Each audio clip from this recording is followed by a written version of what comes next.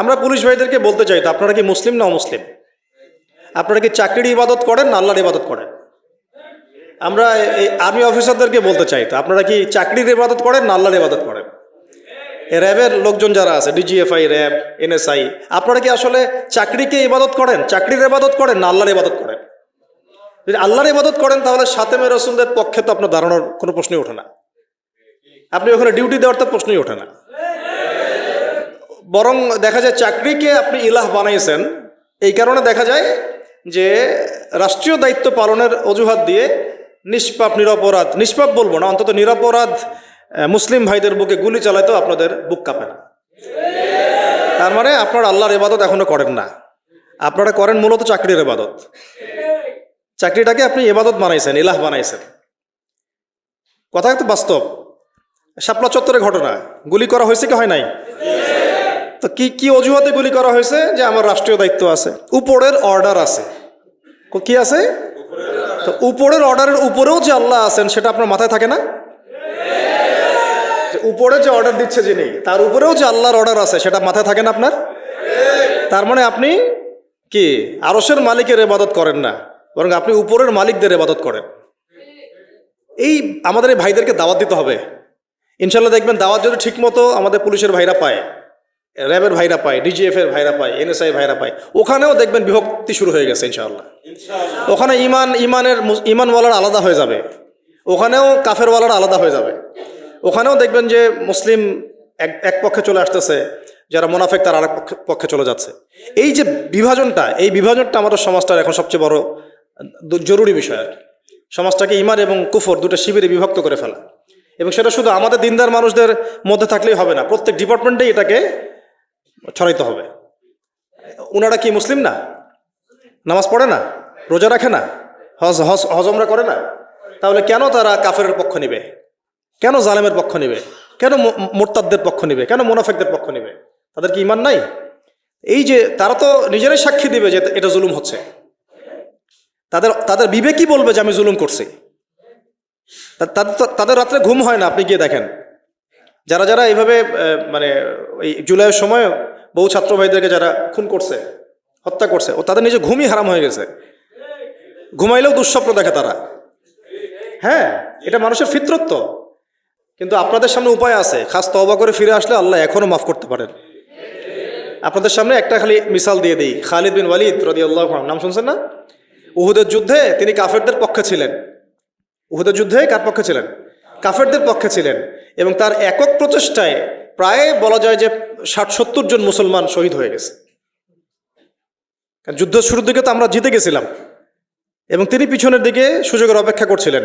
যখন জাবাল রুমা থেকে সাহাবায়ে কেরাম নেমে আসলেন আল গানিমা বলে, তখন তিনি পিছন দিক থেকে 100 ঘোড়সাওয়ার নিয়ে এসে আক্রমণ করে যুদ্ধের পুরো গতিপথই পরিবর্তন হয়ে গেল। আমরা সাময়িকভাবে বিপর্যয়ের সম্মুখীন হয়ে গেলাম। এমনকি নবী সাল্লাল্লাহু আলাইহি ওয়াসাল্লামের দাঁতও শহীদ হয়ে গেল। বহু সাহাবায়ে কেরাম অল্প সময়ের মধ্যেই শহীদ হয়ে গেলেন। এমনকি হামজা রাদিয়াল্লাহু আনহুও শহীদ হয়ে গেলেন। তো এটার মধ্যে সবচেয়ে বড় ভূমিকা কার ছিল? খালিদ বিন ওয়ালিদ রাদিয়াল্লাহু আনহু। এরপরে তিনি মুসলিম হয়েছেন। মুসলিম হওয়ার পরে তিনি আরো 100টা যুদ্ধ করেছেন ইসলামের পক্ষে, এবং কোন যুদ্ধে তিনি পরাজয় বরণ করেন নাই। ওই খালিদ বিন ওয়ালিদ রাদিয়াল্লাহু আনহুর হাতেই সিরিয়া বিজয় হয়েছে, পারস্য বিজয় হয়েছে, হীরা নগরী বিজয় হয়েছে, মাদিয়ান বিজয় হয়েছে।